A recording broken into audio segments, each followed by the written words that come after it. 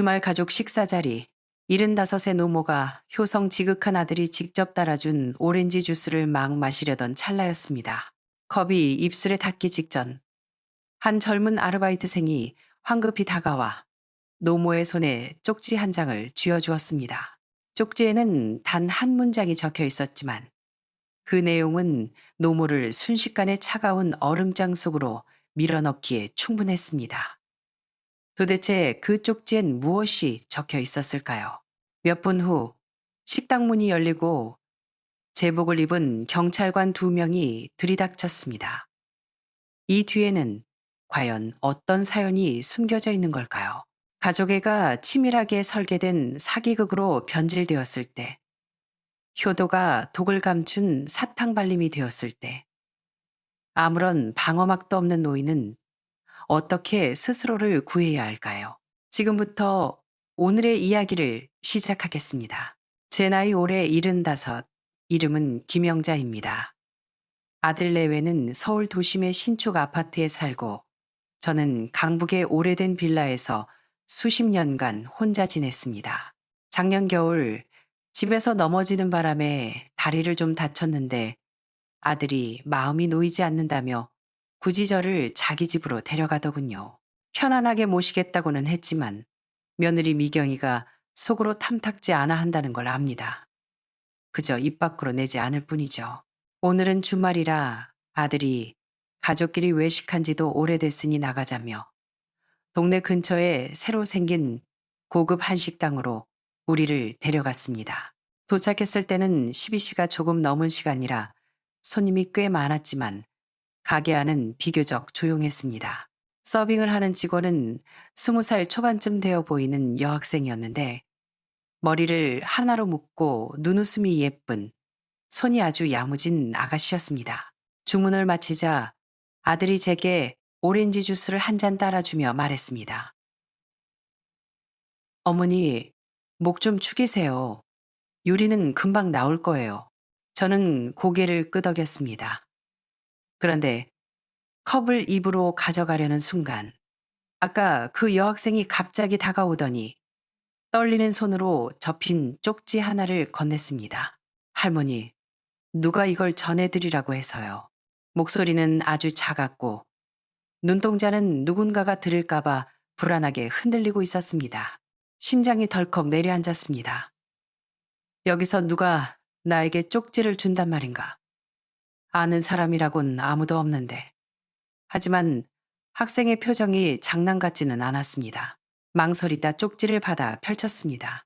구겨진 주문서 뒷면에 검은 볼펜으로 급하게 휘갈겨 쓴 글씨가 보였습니다. 주스 마시지 마세요. 안에 뭐가 들어있어요. 순간 온몸이 굳어버렸습니다. 손에 든 컵을 바닥에 떨어뜨릴 뻔했습니다. 심장이 갈비뼈를 뚫고 나올 듯 쿵쾅거렸고 귀에서는 윙윙거리는 이명 소리가 들렸습니다. 무의식적으로 고개를 들어 아들을 쳐다봤습니다. 아들은 고개를 숙인 채 손자 민준이에게 반찬을 집어주고 있었습니다. 얼굴에는 미소를 띠고 있었고 너무나 평범하고 자연스러워 보였습니다. 하지만 이 주스는 아들이 직접 내게 따라준 것입니다. 저는 솟구치는 공포를 억누르며 쪽지를 꽉 쥐었습니다. 손톱이 손바닥을 파고들었습니다. 머릿속이 엉망진창이 되었습니다. 누가 쓴 걸까? 왜 나에게 경고하는 걸까? 착각은 아닐까? 짓궂은 장난 아닐까? 하지만 아르바이트생의 공포에 질린 눈빛은 가짜가 아니었습니다. 바로 그때 입구 쪽에서 발소리가 들리더니 제복을 입은 경찰 2명이 들어왔습니다. 식당 안을 둘러보던 그들의 시선이 우리 테이블에 멈췄습니다. 심장이 목구멍까지 차올랐습니다. 실례합니다. 김영자 씨 되십니까? 경찰 중 한 명이 물었습니다. 저는 멍하니 있다가 떨리는 손을 겨우 들어올렸습니다. 접니다만 경찰이 한 발짝 다가오며 목소리를 조금 부드럽게 낮췄습니다. 김영자 어머님, 방금 누군가 익명으로 신고를 했습니다. 어머님이 위험할 수 있다는 내용이라 확인차 왔습니다. 머릿속이 하얘지며 세상이 빙글빙글 도는 것 같았습니다. 아들도 멍한 표정으로 벌떡 일어났습니다. 경찰관님, 무슨 일입니까?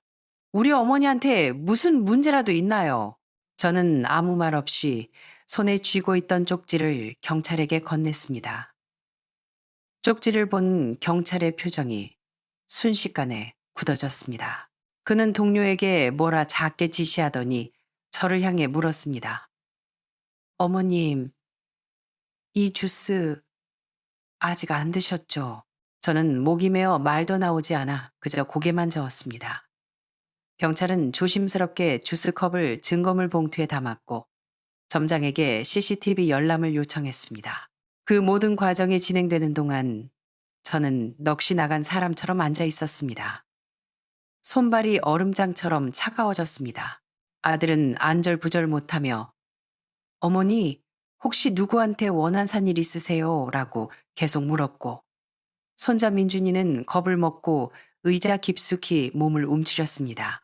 몇 분 후 경찰이 돌아와 심각한 표정으로 말했습니다. 어머님, 가니키트 검사 결과 주스에서 미상의 약물 성분이 검출되었습니다. 정확한 건 정밀 감식을 해봐야 알겠지만 평범한 음료가 아닌 건 확실합니다. 온몸이 사시나무 떨듯 떨렸습니다. 눈물이 그렁그렁 맺혔습니다.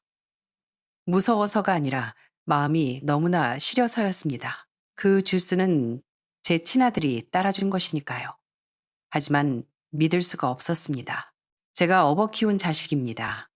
어릴 때부터 속 깊고 효심 깊던 아이였습니다. 대학 졸업하고 번듯한 직장 잡고 결혼해서 제 속 한번 썩인 적 없는 아들이었습니다. 지금 같이 살며 사소한 갈등이 있다 해도 저에게 큰 소리 한 번 낸 적 없는 아이인데 어떻게 그럴 수 있겠습니까? 하지만 아들이 아니라면 누가 내 컵에 약을 탈 기회가 있었을까요? 저는 고개를 들어 아들을 쳐다봤습니다. 아들은 경찰에게 필사적으로 해명하고 있었습니다. 말도 안 돼요. 제가 어떻게 어머니를 해칩니까? 그 주스는 셀프바 음료기계에서 가져온 거예요. 다른 사람들도 다 마시는 거라고요. 경찰은 고개를 끄덕였습니다. 조사해보면 알겠죠. 김영자 어머님, 안전을 위해 당분간 댁으로 귀가하지 마시고 일단 저희 지구대로 가서 진술해 주십시오. 다른 가족분들에게도 연락하시고요. 저는 다리에 힘이 풀려 휘청거리며 일어섰습니다. 식당을 나서기 전 뒤를 돌아 그 오렌지 주스를 한번 쳐다봤습니다. 색깔은 선명하고 먹음직스러워 보였지만 그 속에는 제가 모르는 끔찍한 음모가 숨겨져 있었습니다. 식당 밖으로 나오니 햇살이 눈부시게 쏟아졌습니다. 문득 어제 저녁 일이 떠올랐습니다. 며느리 미경이가 부엌에서 속 온 거라며 통화를 하다가 제가 나오자마자 황급히 끊어버리던 모습. 그때는 별 생각 없었는데 지금 돌이켜보니 눈빛이 몹시 불안해 보였습니다. 도대체 이게 다 무슨 일일까요? 지구대 안은 에어컨 바람이 차가웠습니다. 조사실에 앉아 경찰이 덮어준 담요를 두르고 있었지만 떨림은 멈추지 않았습니다. 1시간 가까이 조사를 받았습니다. 어제 저녁에 뭘 먹었는지까지 꼼꼼히 묻더군요. 경찰관은 저를 안심시키려 애썼습니다. 어머님, 너무 걱정 마세요. 지금 제일 중요한 건 어머님 안전입니다. 하지만 제가 가장 두려운 건 그 주수가 아니었습니다. 만약 누군가 정말 나를 해치려 했다면 그 범인이 내가 가장 사랑하는 가족일지도 모른다는 사실이었습니다. 조사를 마치고 경찰이 딸에게 연락했습니다. 저에겐 자식이 둘 있습니다. 아들은 서울에 살고 딸은 근처 수원으로 시집 갔습니다. 평소 자주는 못 보지만 명절이나 생일 때면 살뜰히 챙기는 딸입니다. 회사에서 일하다 전화를 받은 딸은 울먹이며 금방 오겠다고 했습니다. 딸을 기다리는 동안 의자에 기대어 지난 몇 달간의 일을 영화 필름처럼 되감아 보았습니다. 작년 겨울 다친 후 아들 내로 들어갔을 때 처음엔 참 좋았습니다. 며느리 미경이도 말수는 적지만 할토리는 다 했습니다. 볕 잘 드는 방을 내주고 새 이불도 사주고 화장실에 안전 손잡이도 달아주었으니까요. 하지만 시간이 지나면서 문제가 드러났습니다. 입맛이 다른 거야 참으면 되지만 며느리가 남편에게 제 험담을 하는 걸 들었을 때는 정말 가슴이 무너졌습니다. 어머님 자꾸 깜빡하시는데 나중에 치매라도 오면 어떡해. 요양원 보내려면 한 달에 몇백만 원은 깨질 텐데 저는 문 밖에 서서 그 소리를 들으며 가슴에 대못이 박히는 것 같았습니다. 저는 노망난 게 아닙니다. 그저 늙었을 뿐인데 그리고 돈 문제도 있었습니다. 제 연금은 한 달에 150만 원 정도지만 평생 안 먹고 안 입고 모은 돈이 1억 원 정도 있습니다. 아들은 그 돈을 알고 있었죠. 지난달 아들이 불쑥 말을 꺼냈습니다. 어머니, 그 돈 은행 이자도 얼마 안 되는데 투자 좀 하세요. 제 친구가 하는 사업이 있는데 원금 보장의 수익이 확실하대요. 제가 펄쩍 뛰며 거절했더니 아들 표정이 싹 굳더군요. 또 지난주 수요일 우연히 며느리가 스마트폰으로 노인 상해 사망 보험금 청구 절차를 검색하는 걸 봤습니다. 그때는 며느리 회사 동료에게 무슨 일이 생겼나 보다 하고 넘겼는데 지금 생각하니 등골이 오싹해집니다. 그럼에도 불구하고 저는 믿고 싶지 않았습니다. 8개월 만에 조산아로 태어나 생사가 오락가락했던 아들입니다. 밤새 열이 펄펄 끓던 아이를 업고 병원 복도를 서성였던 게 엊그제 같은데 대학 합격했을 때 제가 10년 모은 금반지를 팔아 노트북을 사줬던 그 아들이 고작 돈 몇 푼 때문에 오후 4시가 넘어 딸이 헐레벌떡 도착했습니다. 들어오자마자 저를 끌어안고 펑펑 울더군요. 엄마, 괜찮아? 나 진짜 놀라서 죽는 줄 알았어. 경찰은 딸에게 상황을 설명하고 당분간 아들 집이 아닌 딸네 집으로 모시는 게 좋겠다고 권했습니다. 딸은 단호하게 말했습니다. 당연하죠. 엄마는 제가 모실 거예요. 누구도 엄마 털끝 하나 못 건드리게 할 거예요. 지구대를 나서려는데 아들에게 전화가 왔습니다. 다급하고 억울한 목소리였습니다. 어머니, 왜 경찰서에 가셨어요? 뭔가 오해하신 거예요. 경찰서에 전 진짜 주스에 아무 짓도 안 했어요. 셀프바에서 가져온 거라니까요. 저는 잠시 침묵하다 한마디만 했습니다. 지훈아, 애미 머리가 너무 복잡하다. 나 좀 내버려 다오. 전화를 끊고 딸의 차 뒷좌석에 몸을 기댔습니다. 차창 밖으로 스쳐 지나가는 서울거리가 오늘따라 낯설게만 느껴졌습니다. 50년을 넘게 산 도시인데 말이죠. 저녁에 딸이 잔치국수를 끓여주며 식탁을 닦다가 말했습니다. 엄마, 사실 나 예전부터 이상했어. 제가 고개를 들자 딸이 말을 이었습니다. 지난달에 엄마 짐 가지러 갔을 때 올케 언니가 엄마 방 들어가는 거 보고 얼마나 놀라던지. 그리고 옆집 아주머니한테 들었는데 오빠네 부부 요새 돈 문제로 맨날 싸운대. 혹시 엄마 통장 아직 침대 옆 서랍에 있어. 저는 고개를 끄덕였습니다. 엄마, 당장 계좌 조회해봐. 돈 그대로 있는지. 손이 떨려 국물 그릇을 엎을 뻔했습니다. 그날 밤 딸이 은행 콜센터에 전화해 확인해 보니 다행히 1억 원은 그대로 있었습니다. 하지만 마음은 편치 않았습니다. 목표가 돈이 아니라면 대체 무엇이란 말입니까? 밤새 뒤척이다 새벽 2시쯤 낯선 번호로 문자가 하나 왔습니다. 김영자 할머니, 아드님 조심하세요. 휴대폰 화면을 쳐다보는데 온몸에 소름이 돋았습니다. 이 사람은 누굴까요? 왜 뒤에서 나를 도와주는 걸까요? 다음 날 아침 용기를 내어 식당 아르바이트생에게 전화를 걸었습니다. 경찰이 연락처를 주었거든요. 신호가 한참 간 뒤에야 받았습니다. 저기, 학생, 할머니. 목소리가 아주 작았습니다. 어디 숨어서 받는 것 같았습니다. 지금 많이 힘드신 거 알아요. 하지만 제 말 믿어주세요. 저 그날 진짜로 봤어요. 그 사람이 소매 속에 작은 병을 숨기고 있다가 할머니 컵에 뭔가를 떨어뜨리는 거요. 그게 누군데? 제 목소리가 떨렸습니다. 바로 할머니, 아드님이요. 눈을 감자 참았던 눈물이 주르륵 흘러내렸습니다. 오해가 아니었습니다. 딸네 집은 수원의 오래된 아파트 6층이었습니다. 엘리베이터도 없는 낡은 곳이지만 딸이 쓸고 닦아 집은 깨끗했습니다. 베란다에는 제스민 화분이 몇 개 놓여 있었고요. 엄마, 여기서 맘 편히 지내. 나도 혼자라 적적했는데 잘 됐지 뭐. 딸은 전직 초등학교 선생님이라 그런지 말을 참 예쁘게 합니다. 하지만 제 마음은 지옥이었습니다. 아들은 계속 전화를 해댔고 나중에는 음성 메시지를 보냈습니다. 울먹이는 목소리로 엄마, 누가 헛소리한 거 믿지 마세요.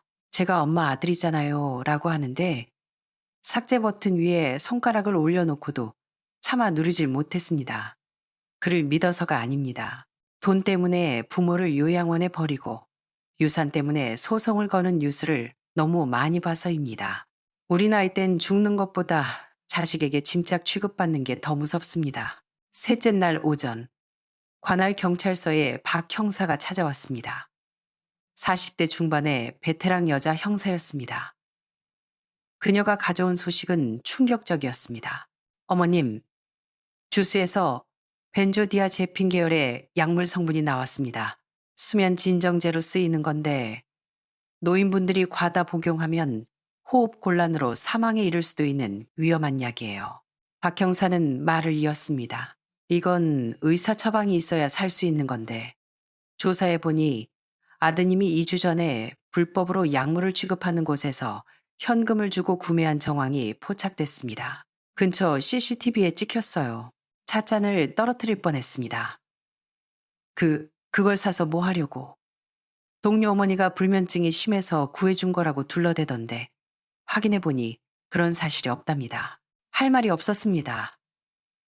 아들은 이미 오래전부터 계획을 세우고 있었던 겁니다. 오후에 딸이 퇴근하며 서류 봉투를 하나 들고 왔습니다. 엄마, 보험 쪽에 아는 제자한테 부탁해서 알아봤는데 지난달에 올케가 엄마 명의로 고액 상해 사망보험을 문의했대. 수익자는 오빠고 사망보험금이 3억 원이야. 저는 멍해졌습니다. 내가 사고로 죽으면 3억을 받는다니. 그 애들이 내 목숨값으로 팔자 좀 고쳐보려고 그랬나 보구나. 제 목소리는 모기 소리처럼 작게 나왔습니다. 딸이 저를 끌어안고 울었습니다. 엄마, 걱정 마. 내가 있잖아. 당장 공증 사무실 가서 엄마 재산이랑 집 전부 신탁 걸어버리자. 누가 엄마 해치려고 해도 땡전 한 푼 못 가져가게. 그날 밤 또 익명의 문자가 왔습니다. 할머니, 아무도 믿지 마세요. 아드님이 오늘 오후에 할머니 인천 옛날 집 뒤졌어요. 저는 벌떡 일어났습니다. 인천 집은 남편과 평생 고생해서 마련한 집입니다. 지금은 비어 있지만 집 문서와 통장, 도장, 남편 영정사진이 다 거기 있습니다. 열쇠는 제가 목걸이로 만들어 항상 걸고 다니는데 지난주에 며느리가 목욕할 때 불편하다며 억지로 벗겨놓게 했던 게 생각났습니다. 설마 그때 복사라도 한 걸까요? 다음 날 아침 일찍 딸과 함께 인천 집으로 갔습니다. 현관문은 멀쩡했지만 거실은 난장판이 되어 있었습니다. 침대 머리맡에 둔 남편과의 결혼, 50주년 기념사진 액자가 비뚤어져 있었습니다. 저는 매일 그 액자를 닦아서 각도를 정확히 아는데 말이죠. 더 기가 막힌 건 옷장 깊숙이 숨겨둔 철제 상자가 열려 있다는 겁니다. 그 안에는 집문서와 함께 제가 작년에 아플 때 써놓은 쪽지가 있었습니다. 내가 죽으면 예금은 딸에게 준다는 내용이었죠. 법적 효력은 없지만 제 진심을 적은 건데 그 쪽지가 사라졌습니다.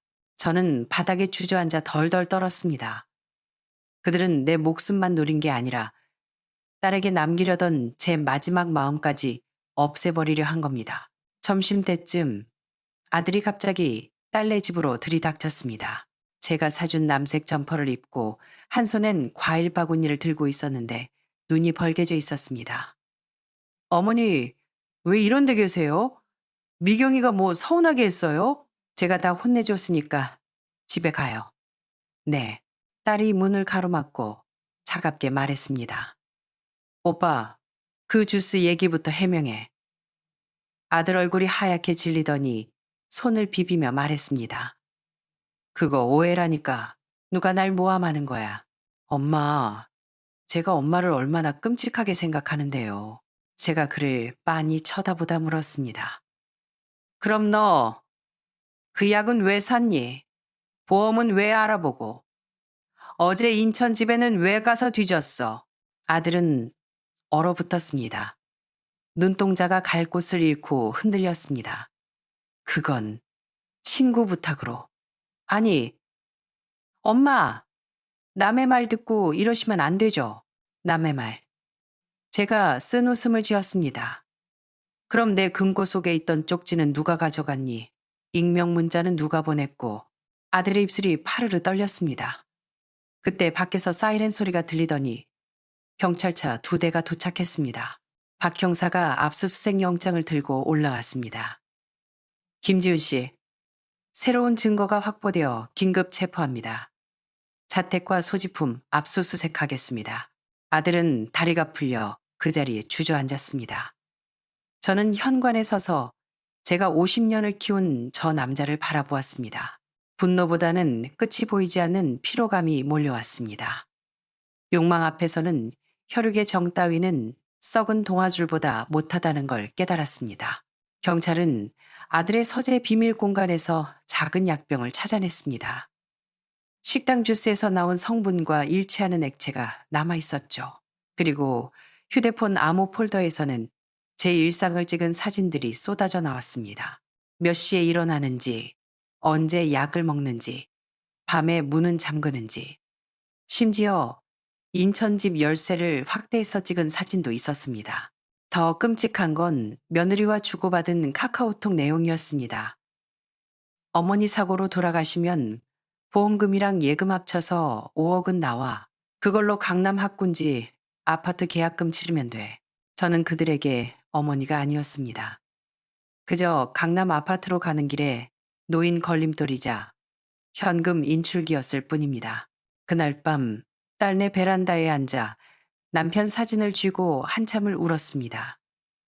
남편이 죽기 전에 제 손을 잡고 영자야, 혼자서도 씩씩하게 살아야 해. 라고 했는데 씩씩하게 사는 게 이렇게 힘든 일인 줄 몰랐습니다. 나중에 박 형사가 말해주기를 그 쪽지와 문자를 보낸 건 식당 아르바이트생 청년이라고 했습니다. 시골에서 올라와 고생하며 사는 청년인데 예전에 고향 마을에서 유산 때문에 자식이 부모를 해치는 걸 목격한 트라우마가 있었다고 해요. 그래서 제 아들이 수상한 행동을 하는 걸 보고 바로 알아챘고 보복당할까봐 숨어서 저를 도왔던 겁니다.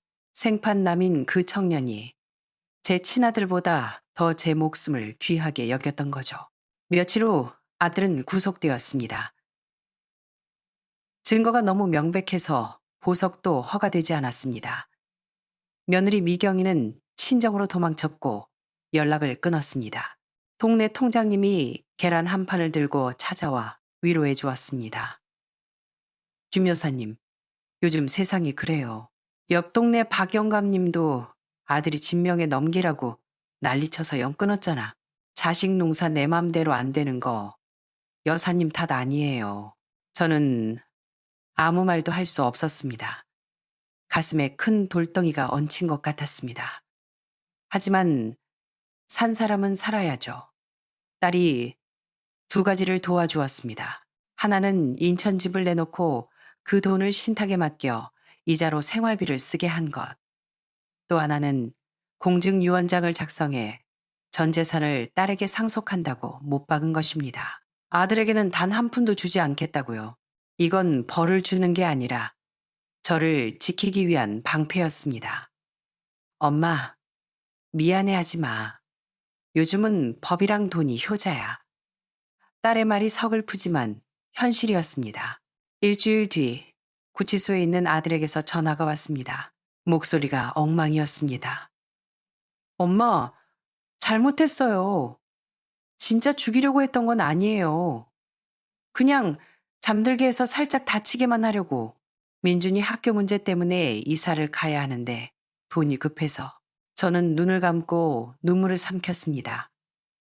그의 효도에는 가격표가 붙어 있었고 제 목숨값은 고작 학군제 아파트 한 채 값이었습니다. 지훈아, 제가 나지게 불렀습니다.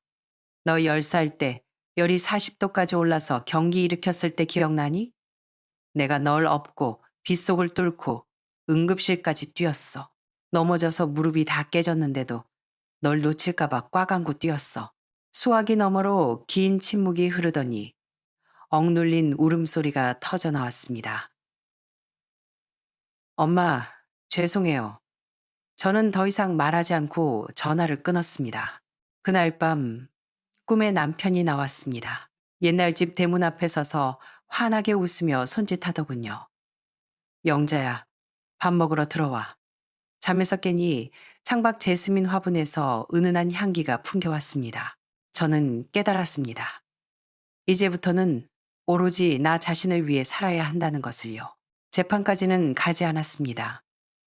아들은 회사에서 해고당했고 며느리는 이혼 소송을 냈습니다. 저는 아들의 형사처벌을 원치 않는다는 탄원서를 냈습니다. 많은 사람들이 미쳤다고 그런 놈은 감옥에 보내야 한다고 했지만 제 생각은 달랐습니다. 그를 감옥에 보낸다고 제 노년이 편안해지는 건 아닙니다. 오히려 죄책감과 고독만 남겠죠. 비록 저를 버렸지만 저는 그를 증오의 대상으로 남기고 싶지 않았습니다.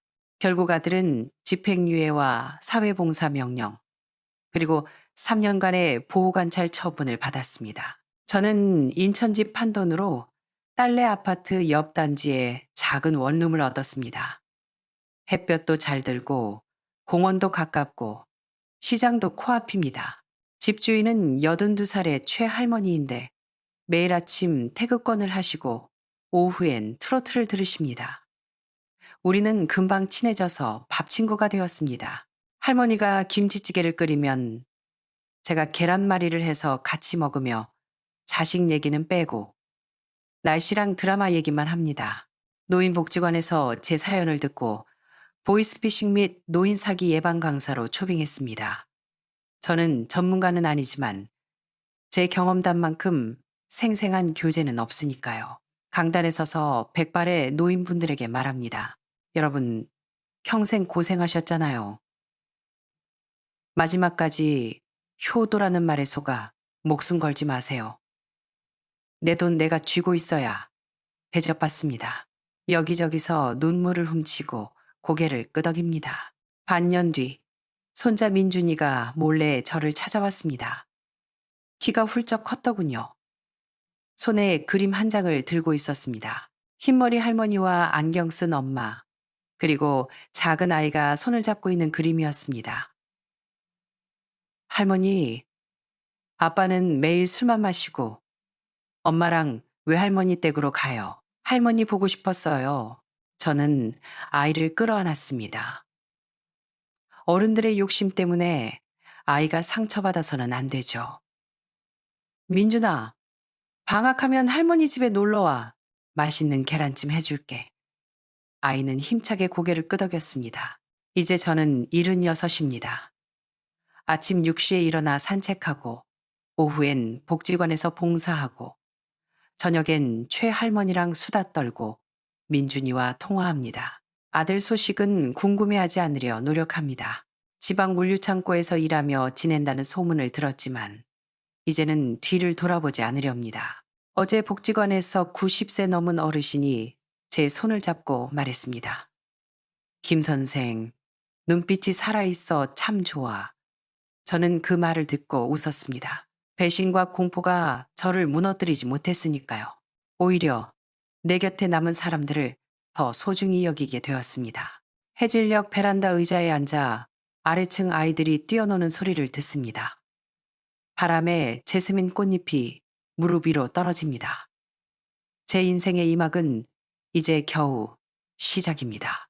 자식 키우느라, 가족 지키느라 고생했던 지난 날을 뒤로하고 드디어 나를 사랑하는 법을 배웠습니다. 사건이 있고 거의 1년, 이 작은 원룸으로 이사 온 지도 10개월이 지났습니다. 베란다의 제스민은 꽃을 피우고 또 피웁니다. 올 봄에는 치자나무와 박하 화분도 들였습니다. 최할머니가 영자씨 베란다는 한약방 같네 라고 웃으시지만 여름에 차 끓여 마시면 그만입니다. 복지관의 실버 지킴이 활동은 점점 커져서 이제 저와 최할머니 그리고 은퇴한 간호사 조 여사님, 전직 국어 선생님 양 선생님까지 넷이서 실버 F사로 불립니다. 독거노인들을 찾아가 말동무도 해주고 약은 잘 드시는지 자식들이 연락은 하는지 살핍니다. 지난달에는 사기꾼에게 속아 3천만 원을 날린 우할아버지 돈을 되찾아 드렸습니다. 양자 에너지 메트라나 뭐라나 조 여사님이 이거 그냥 스펀지예요 라고 밝혀내고 양 선생님이 내용 증명 멋지게 써서 해결했죠. 할아버지가 우시면서 죽고 싶었는데 고맙다고 하시길래 제가 손을 잡고 말했습니다. 영감님, 목숨은 내 거예요. 남의 잘못 때문에 벌 받지 마세요. 사실 그건 저 자신에게 하는 말이기도 했습니다. 민준이는 주말마다 놀러 옵니다. 며느리가 이혼 후 친정으로 들어갔는데 눈치가 보이는지 민준이가 제 밥을 그리워하더군요. 하루는 숙제를 하다가 묻더군요. 할머니, 아빠가 나쁜 짓 했어요. 저는 피하지 않고 말해 주었습니다. 어른도 실수할 때가 있어. 네가 시험 볼 때 커닝하는 것처럼 쉬워 보이지만 결국엔 손해보는 짓이지. 하지만 반성하고 고치면 기회는 있단다. 민준이는 전 그런 어른 안 될래요 라고 하더군요. 기특해서 머리를 쓰다듬어 주었습니다. 그래, 넌 마음에 빛을 품은 사람이 되거라. 아들과는 연락이 완전히 끊겼습니다. 지난 설날에 주소도 없는 편지가 한 통 왔습니다. 남쪽 지방에서 창고 관리를 합니다. 몸은 힘들지만 마음은 편해요. 민준이 사진 봤어요. 많이 컸네요. 죄송합니다. 저는 그 편지를 남편 사진 액자 뒤에 끼워두었습니다. 용서도 미움도 아닌 그저 지나간 인연을 덮어두는 마음으로요. 오히려 며느리였던 미경이가 지난달 찾아왔습니다. 많이 야위고 초라해진 모습이었습니다. 어머니, 저 그 보험금 상담할 때 걸었던 계약금 돌려받은 거 어머니 드리려고 왔어요. 봉투를 내미는 손이 떨리고 있었습니다.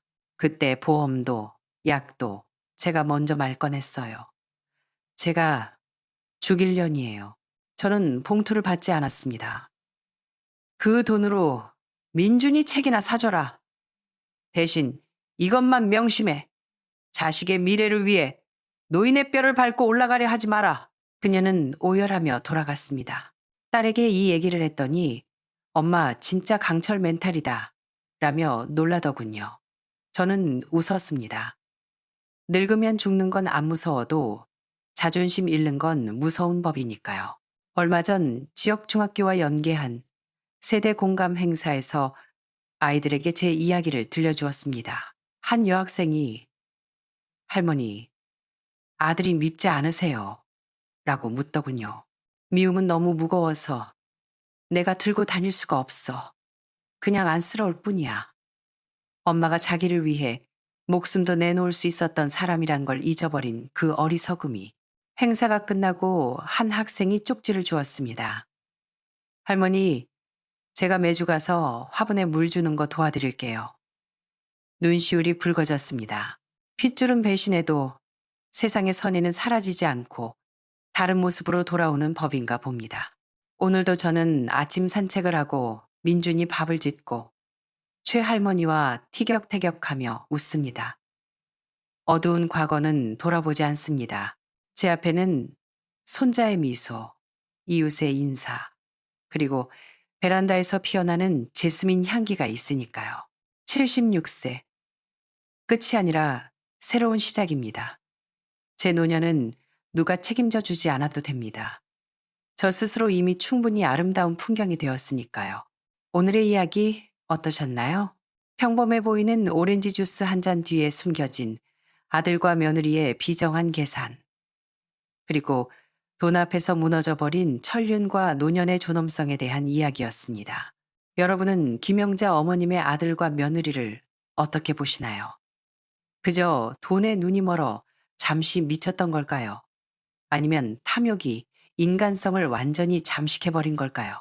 그리고 아들을 감옥에 보내지 않고 법적인 절연과 용서를 택한 어머님의 결정에 동의하시나요? 만약 여러분이 이런 배신을 당했다면 철저한 복수를 택했을까요? 아니면 손자를 위해 마지막 자비를 베풀었을까요? 자식이 노후 대책이라는 옛말, 이제는 옛말일 뿐일까요? 가족마저 믿을 수 없는 세상에서 우리들의 노후는 어떻게 해야 진정한 홀로서기가 가능할까요? 여러분의 소중한 의견을 댓글로 남겨주세요. 여러분의 한마디가 비슷한 아픔을 겪는 분들에게 큰 위로와 지혜가 될 수 있습니다.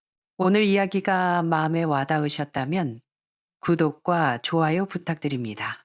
내 재산과 존엄을 지키는 것이야말로 행복한 노년의 첫걸음이라는 사실 잊지 마세요. 그럼 댓글에서 뵙겠습니다. 감사합니다. 거실로 나가보니 텅 비어 있었습니다. 바닥에 떨어진 쓰레기들만이 그들의 흔적을 보여주었습니다. 지원이 보낸 청소업체가 들어와 정리를 시작했습니다. 창밖을 보니 트럭 한 대가 그들의 짐과 헛된 욕망을 싣고 멀어지고 있었습니다. 이제 다 끝났어, 선영아. 지원이 전화 너머로 말했습니다. 고맙다. 아들은 괜찮겠어. 저는 멀어지는 트럭을 보며 담담하게 말했습니다. 이제 어른이 되어야지. 40년 동안 지식도 가르치고 예의도 가르쳤지만 책임감과 감사함은 못 가르쳤나 봐. 마지막 수업은 세상이 가르쳐 주겠지. 그날 밤 집은 오랜만에 평화를 되찾았습니다. 현관 도어락 비밀번호를 바꾸고 난초 화분을 제자리에 놓았습니다. 좋아하는 향초도 켰습니다. 안방 내 침대에 누워 내 이불을 덮고 햇볕 냄새를 맡으며 잠을 청했습니다. 꿈도 꾸지 않고 푹 잤습니다. 다음 날 아침 아들에게서 장문의 문자가 와 있었습니다. 잘못했다. 며느리한테 속았다. 한 번만 용서해달라. 구구절절한 변명과 호소였습니다. 저는 조용히 읽고 답장하지 않았습니다. 그저 아들과 며느리의 번호를 차단 목록에 추가했을 뿐입니다. 그리고 여행 사진첩을 열었습니다. 스위스 설산, 그리스 해변, 여행 동호회 밴드에 글을 남겼습니다. 다음 여행지는 어디가 좋을까요? 뉴질랜드의 밤하늘이 예쁘다던데. 거실 가득 햇살이 들어왔습니다. 따뜻한 홍차 한 잔을 우려내 향을 맡았습니다. 집은 그대로지만 이제 이곳은 누군가의 당연한 유산도 피난처도 아닙니다. 이곳은 임선영의 집입니다. 나의 집, 나의 규칙, 나의 인생. 저의 진짜 인생 후반전은 바로 오늘부터 시작입니다. 오늘의 이야기는 여기까지입니다. 임 선생님의 선택, 여러분은 어떻게 보셨나요? 하나뿐인 아들에게 너무 매정했다고 하실 분도 계실 테고, 선을 넘은 탐욕에는 단호한 대처가 필요하다며 박수를 보내실 분도 계실 겁니다. 가족 간의 정과 선, 희생과 존중, 우리 모두가 한 번쯤 고민해 볼 문제입니다. 여러분이 임 선생님이었다면 어떻게 하셨을까요? 가정의 평화를 위해 참으셨을까요? 아니면 현명하게 자신의 권리를 지키셨을까요? 여러분의 생각과 경험을 댓글로 남겨주세요. 구독과 좋아요는 더 좋은 이야기를 만드는 큰 힘이 됩니다. 감사합니다.